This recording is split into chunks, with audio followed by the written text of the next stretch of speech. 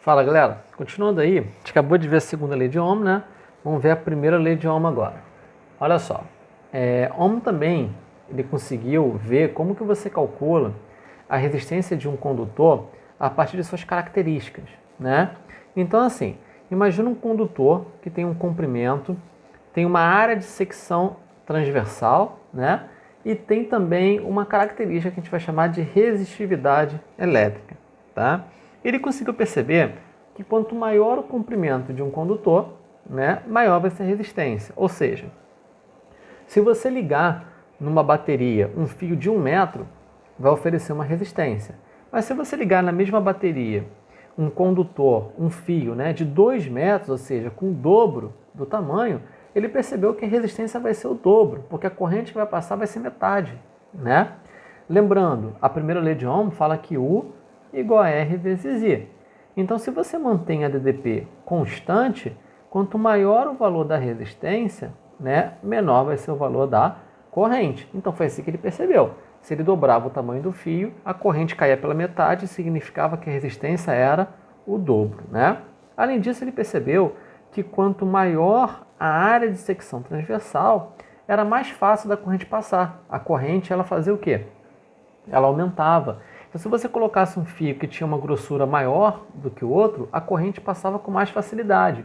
Então, ele percebeu que quanto maior a área de secção transversal, menor a resistência.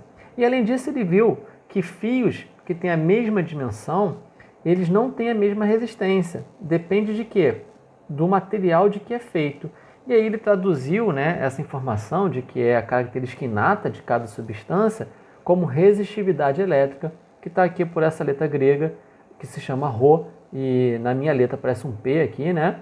E a unidade no SI é Ohm metro, a resistividade. Então, essencialmente, a resistência de um objeto, de um condutor, é igual à resistividade vezes o comprimento dividido pela área de secção transversal. Então, aplicando aí, ó. Exemplo 1.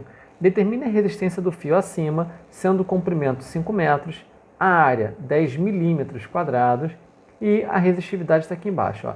2 vezes 10 elevado a menos 2 Ohm milímetro quadrado dividido por metro. Então, ó, não está no SI, né? Mas vamos tentar calcular, ó.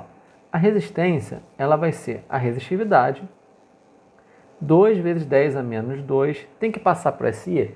Nesse caso, não, porque olha só, ele está colocando a área em milímetro quadrado. Se eu colocar aqui a área em milímetro quadrado, é compatível. E o comprimento, ó, tem que estar em metro. O comprimento está em metro, então também é compatível. Então, se eu uso o comprimento em metro, área em milímetro quadrado, a resistência vai ser em quê? Em Ohm, que vai ser no SI mesmo. Então, as unidades estão compatíveis aí. Bom, aí eu vou multiplicar pelo comprimento, 5, e dividir pela área, que é 10, tá? Então, olha, a resistência vai ser 2 vezes 5 dá 10, né? Então, vou cortar aqui o 2 vezes 5 com o próprio 10. Então, 10 dividido por 10 vai dar 1, né? Então, a resistência vai ser 10 elevado a menos 2 ohms. Tudo bem? Achei aí qual é o valor da resistência. Tranquilo? Exemplo 2. Considere um fio com resistividade Rho, resistência R, comprimento L e área de secção transversal A. O que ocorrerá se dobrarmos sua área? Então, olha só, né? A área, se eu dobrar a área, né? Se eu aumentar o valor que eu tenho aqui na área, o que vai acontecer? Se a área aumenta, a fração ela vai fazer o que? Ela vai diminuir, né? Quem é que é maior? 1 sobre 2 ou 1 sobre 4? Quem é que é maior? 1 sobre 2. Ou seja, quanto maior o denominador, menor a fração, né? Então, se eu dobro a área, a resistência vai diminuir. Como? De forma inversa, inversamente proporcional. Eu dobrei a área, a resistência divide pela metade. Então, se a resistência era R, agora vai passar a ser R sobre 2. E se eu dobrar o comprimento? O comprimento está em cima, tá vendo? Se o comprimento aumenta, a fração aumenta. Se a fração aumenta, a resistência aumenta. Então, dobrei o comprimento, então o que vai acontecer com a resistência? Ela vai dobrar, vai ficar 2R. E se eu triplicar a sua resistividade? A resistividade está em cima. Se eu tripliquei a resistividade, a resistência triplica também.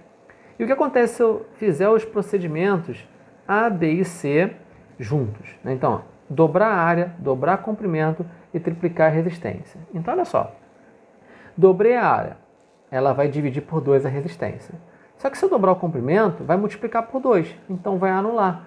Imagina que a resistência era 3, né? Aí eu dobrei a área, passou a ser 1,5, dividiu ao meio.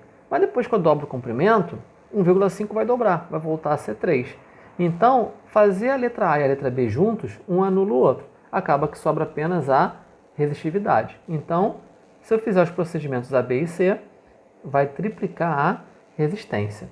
E se eu considerar que o fio é cilíndrico, né, e dobrar o seu raio? Então, olha só, a área de secção transversal de um fio cilíndrico é uma circunferência, né? E a área de uma circunferência, ela é πr ao quadrado, né? Ou seja, se eu dobro o raio, a área não vai dobrar, né? Porque o dobro do raio ele vai ser elevado ao quadrado, não é isso?